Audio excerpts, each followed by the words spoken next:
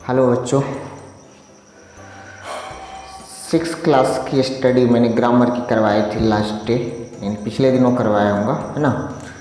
तो बहुत सारे बच्चों ने पूछा है कुछ सॉल्यूशंस, तो मैं बता रहा हूँ। एक्सरसाइज 4 है ये, इंग्लिश ग्रामर। नाउन्स के मैंने टाइप्स पढ़ाए थे, है ना। सारे नाउन्स के बारे में मैंने बताया था डिफाइन करके विथ एग्जाम्पल। ओके, तो ये एक्सरसाइज 4 आप देखें। इसमें मैंने आपको बताया था fill in the blanks with appropriate. Appropriate का मतलब होता है उचित, सही सही, है ना, नाउन्स।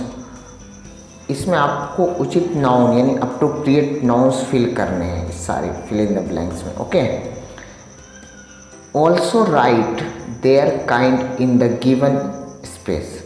और ये भी आपको बताना है, ये जो स्पेस आपको प्रोवाइड किए गए हैं इसमें आपको टोटल नाउन्स के टाइप्स भरने हैं, किस काइंड के हैं। ओके, तो फर्स्ट है a dash of line chased a कॉ।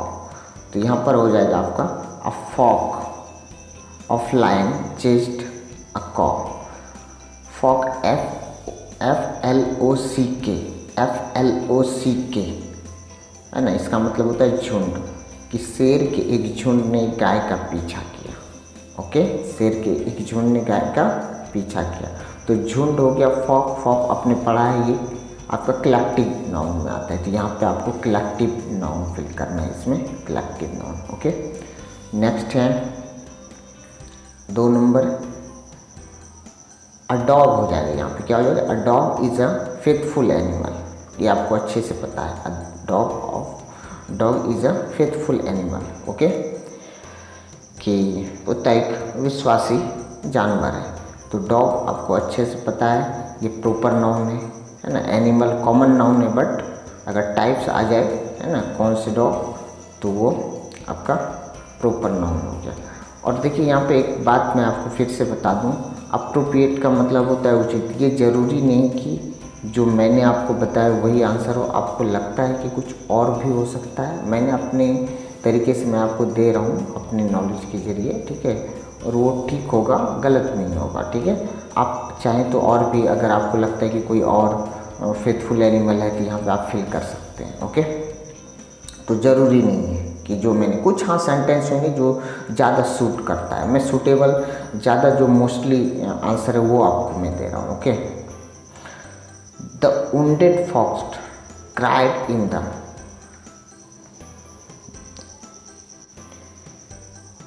BU यहाँ पे इन द पौरो हो जाएगा, BURROW। इसमें क्या हो जाएगा, the wounded fox cried in the burrow. BURROW, इसका मतलब होता है बिल, है ना, कि चोट खाई लोमड़ी यानी जख्मी घायल लोमड़ी क्राइड करते हुए बिल में घुस गई, है ना। तो ये तो बिल हो गया, तो BURROW, ठीक है। तो यहाँ पे आपको फिल करना है, ये कौन सा नाउन हो जाएगा, प्रॉपर नाउन हो जाएगा। कौन सा हो जाएगा, ये प्रॉपर नाउन। ओके, नेक्स्ट है 4, in the aeroplane the dash. तो in the aeroplane the air hostess takes care of the people. आपको अच्छे से पता है कि एरोप्लेन में एयर होस्टेस टेक्स केयर करते हैं, टेक केयर करते हैं पीपल के, है ना। तो यहाँ पे ये कॉमन नाउन क्लियरली है, एक common, air hostess common noun होता है। आपने पढ़ा, मैंने आपको पहले ही पढ़ा दिया है नाउन्स के टाइप्स, है ना, और डिफाइन करके। नेक्स्ट है 5 नंबर, एयर होस्टेस का स्पेलिंग बता दूँ मैं, AIRHOSTESS।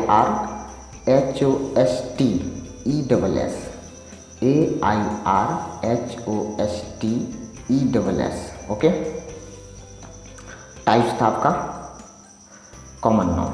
Okay, 5 number a temple. यहाँ पे क्या हो जाएगा, temple. A temple is a place of worship. मंदिर एक प्लेस है जहाँ जहाँ लोग पूजा करने के लिए जाते हैं, है ना। तो मंदिर तो आपका टेम्पल तो कॉमन नाउन हो गया, सारे लोग जाते हैं। कोई भी टेम्पल अगर कोई टेम्पल होता, कोणार्क टेम्पल या फिर हनुमान टेम्पल, तो फिर प्रॉपर नाउन होता है। ओनली टेम्पल है तो कॉमन नाउन। ओके। 6 आपका है when you get injured you feel pain, PAIN, PAIN। जब आप इंजर्ड होते हैं, जख्मी होते हैं, तो आप दर्द फील करते हैं, महसूस करते हैं। तो यहाँ पे फील करने की बात आएगी, ये तो एब्स्ट्रैक्ट नाउन में चला जाएगा। यहाँ पे एब्स्ट्रैक्ट नाउन आपको फील करना है। 7 number, I am found of. देखिए बहुत इंपॉर्टेंट, फाउंड ऑफ का मतलब होता है शौकीन, शौक रखना, है ना, आदत लगना। I am found of T. आप टी यहाँ पे फील कर सकते हैं कि मैं चाय पीने के शौकीन हूँ, है ना। मिल्क भी फील कर सकते हैं। और आपको अच्छे से पता है कि जब मिल्क हो, टी हो, यानी कि जिससे हम लोग कुछ मटेरियल यूज करते हैं, तो आपको पढ़ाया था ये किसमें अक्सर खाने पीने की चीज़ें जो होता है, अक्सर सबकी बात नहीं कर रहा मैं, वो मटेरियल नाउन में चला जाता है ना। तो ये मटेरियल नाउन हो जाएगा। ओके, यहाँ पे आप टी फील कर लें, ज़्यादा बेहतर होगा। और आपको मैंने पहले बताया ये अप्रोप्रिएट का मतलब उचित होता है। आप मिल्क भी फील कर सकते हैं और भी कुछ फील कर सकते हैं। Okay. Question number 8, I buy a dozen of bananas once a week. किस वीक में एक बार 1 डजन केले मैं खरीदता हूँ। ठीक है, तो यहाँ पर आपने फिल करना है डजन। स्पेलिंग बता दूँ, DOZEN।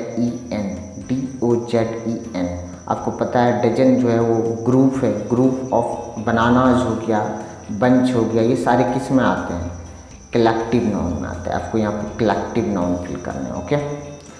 9 है अ डैश, अ डे। हाँ, बहुत इंपॉर्टेंट है ये, एक सेंटेंस है, एक स्टेटमेंट है, ठीक है, जो साइंस या फिर आपके हेल्थ के लिए। An apple a day keeps the doctor away.